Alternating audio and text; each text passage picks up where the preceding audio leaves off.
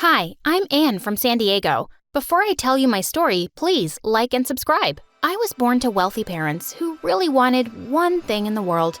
No, not me. When the nurse handed me to them, they were weeping with disappointment. I told you, I didn't want a girl. I wanted a strong, healthy boy, not a weak little burden on me. But I was far from weak. My lungs were strong, and I'd scream if Mom put me in my cot. And when I slept on my parents' bed, I'd kick Dad really hard. Eventually, he just left to sleep elsewhere, and I had so much more space. Soon after, I had learned to crawl. I sneaked into the library once when Dad had some guests over. I climbed up his bookshelf, sending a crystal figure crashing to the floor.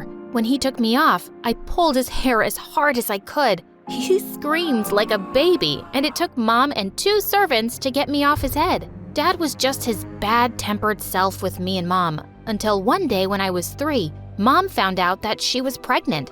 And when Dad found out it was gonna be a boy, he danced with joy. He looked like a silly monkey. When Zach was born, I thought he was the most perfect baby. But as he grew older, he didn't always behave like regular kids. He wouldn't respond to his name and hardly ever made eye contact. Mom wanted to take him to a doctor, but Dad just brushed her off. You and your stupid imagination. My son is completely fine. When Zach turned 3, Dad threw him a grand birthday party. But Zach seemed super scared of all those people. He hid under the table and Dad pulled him out. Come out, son. I've got something fantastic for you. Dad led him outside and everyone followed. And just then, there was a burst of fireworks, and Zach totally lost it. Make it stop! Stop it! Make it stop! I ran to hug him as he kept screaming, while Dad looked shocked. My parents took him to the doctor the next day, and Zach was diagnosed with autism. What? All I wanted was a normal son, for God's sake. Why can't I have one? Just one! This is all your fault, woman. And after that day, Dad was never the same with Zach. He would mostly ignore him or yell at him when he threw a tantrum, which made me so mad. Dad, he can't understand what you're saying. How is that my fault? He's been screaming for ice cream for 10 minutes. Take him away. He's driving me mental. Dad was crazy, but luckily, I could always calm Zach down. When I was in the 3rd grade, we'd gone to the mall with our parents when suddenly, Zach ran up to someone's pram, snatched the baby's pacifier, and put it in his mouth. And the baby's mom went bonkers. You disgusting child! What are you doing? I'm really sorry. My brother is autistic. He doesn't always understand things. So what? Your brother is a little thief, and if I was his mother, I'd slap him. Are you a moron? I just told you he has a condition, you dumb, ugly woman. But she leapt forward to snatch the pacifier from Zach, and I bit her arm really hard. She yelled in pain and ran away. Just then, I turned to see Dad behind me, and I knew I was in trouble. But instead, he hugged me? Aren't you a tough little thing? You always were. Why didn't I think of this before? From now on, you'll be my son. His what? And before I knew it, we were already shopping for boys' clothes and shoes. And the next day, he took me to the barber and got my hair snipped off. It was crazy. But for the first time in my life, Dad was praising me and paying attention to me. And, well, I liked it. Mom was shocked when she saw my hair and started to cry. Mom, don't be sad. It's my new look, and it's cool. Dad says I'm tough like a boy, and I can do anything boys do. It seems fun. Mom still looked sad, but she didn't say anything more. After that, Dad would take me out for a run every morning. He taught me football and karate during summer break. At first, it was really hard, but slowly, I got stronger and better. When I went back to school, I totally shocked the boys by beating their butts at sports. I got selected for the football team, and I became friends with a boy, David. Since Zach had joined my school too, I soon introduced the two, and David was always super sweet with him. And as we grew older, I sometimes felt I liked David more than a friend, but I was sure he'd never see me that way. I was just his buddy. Years passed and life was better. Since I'd become really good at football and Dad was so happy with me, he'd be less mean to Zach and Mom too. And Zach was my biggest fan. He'd be there to watch every match and cheer me on. Once in the 8th grade, I just sat down on the bleachers during halftime when Zach came running to me and jumped in my lap. "You're the best player. The best. The best." He started kissing my cheek when suddenly I noticed this new cheerleader, Rebecca, looking at us with disgust. "Ew, can you two boys please go make out somewhere else?" "What? Are you crazy? I'm not a boy and he's my little brother." "Well, he's not that little. Why is he acting like a baby?"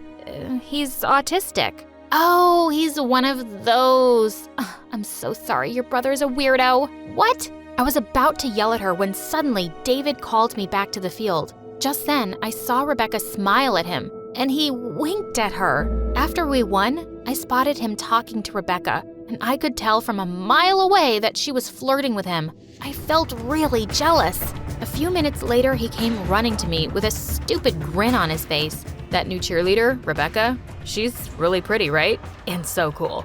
"I think she's a witch. She called David a weirdo."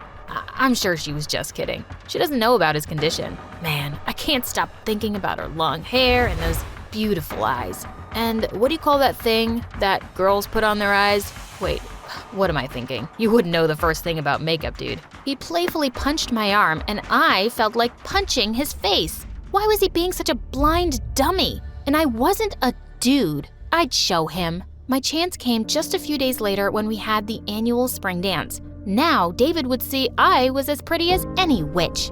I didn't have anything to wear except a dress Mom had forced me to buy last Christmas, and I stole her makeup and heels. I also put on some of her hair extensions, and I thought I looked pretty great. I couldn't walk out of the house like this in front of Dad, so I sneaked out of my window. As I nervously walked into the hall, I could feel all eyes on me. Just then, Rebecca came to me and started laughing. "Did someone tell you it's a costume party and you decided to dress?" Jealousy can kill. You want a little music? You've got to believe me. There are no rules.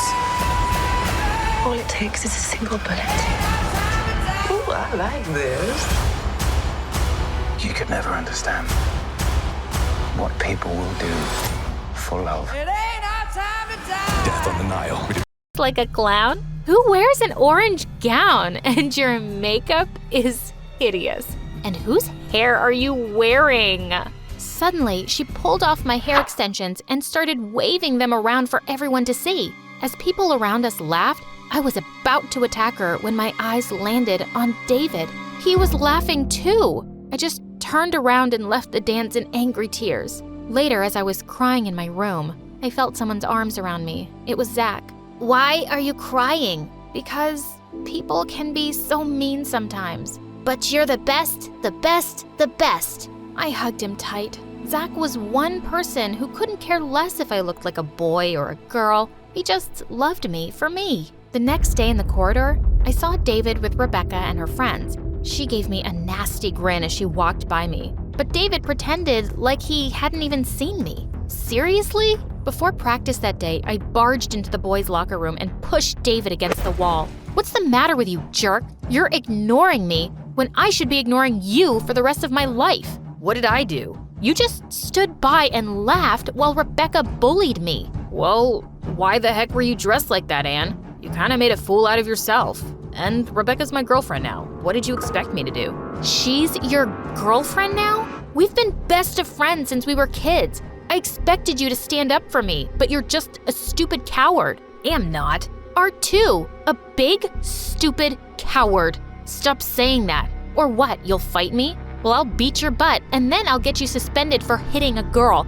Because in case you forgot, I am a girl." I pushed him away and stormed off. After that, we didn't talk at all. He was always around Rebecca and the popular kids, and I was just glad summer break was starting soon, and I wouldn't have to see their faces for a while. Dad had gone on a business trip for a few months, and I decided to grow my hair out, and Mom took me shopping for some nice clothes. I was a girl, and I wanted to look like one, and I could still enjoy football or do anything I wanted. On the first day of 9th grade, I had lots of heads turning as I walked into school. As a bunch of boys and girls gathered around me, I suddenly saw David from a distance drinking water, and he spat it out when he spotted me. He couldn't stop staring at me till Rebecca came around and elbowed him hard in the ribs. I was having a good time in school, but just a few days later, I walked into the playground to find Rebecca snatching a piece of paper from Zach and laughing. What's this dumb drawing? It looks like a 2-year-old made it. No, my cat can probably draw better than this. You're stupid, aren't you? And with that, she tore it in half. I leapt forward and attacked Rebecca. She was no match for my strength and screamed like a banshee for help. Just then, I felt myself being pulled away by David. Hey, pick on someone who can fight back at least. I slapped his face hard. Why don't you tell that to your stupid girlfriend who was picking on my brother? Just then, David saw Zach crouching on the ground, holding the pieces of his drawing. I made it for you, David. It's your favorite football player. It was your birthday gift. I made it for you. It was David's birthday, and Zach had remembered? David stared at the drawing in shock, and I took Zach's hand and left. I went straight to the principal and complained about Rebecca, and she said she'd look into the matter immediately. That day after school, I took Zach to the amusement park to cheer him up. It was his favorite place in the world.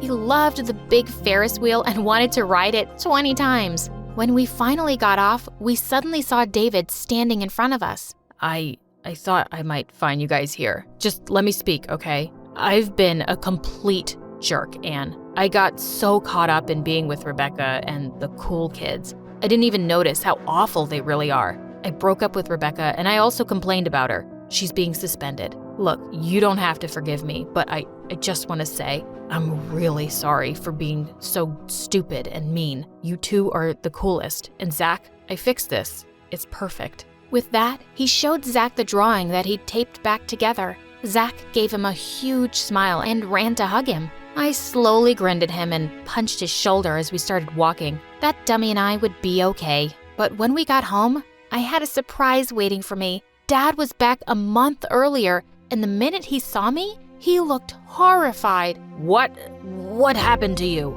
I go away for a few months and you turn into a lame girl? It's all your mother's doing, isn't it? She's brainwashed you. No, Dad. It's you who's been trying to brainwash me. You made me think that there's something wrong with being a girl. Well, I like being one, and it doesn't mean I'm not tough or brave or strong.